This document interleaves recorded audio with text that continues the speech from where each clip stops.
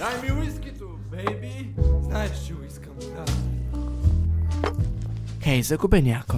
Най-накрая си дойде на твоето, а? Не знаех, че работиш тук. Аз работя много неща.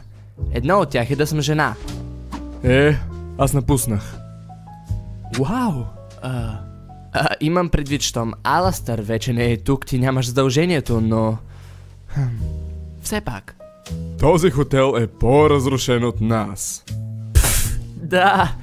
Мисля, че моето провалено изкупление го потвърждава. Извинявай, че те натиснах в това. Не знаех, че... Няма проблем. Вече приех, че изкуплението не е за хора като мен. Още ли се сърдиш, че ти спасих живота? Не бях наистина сърдит, просто не съм за спасяване.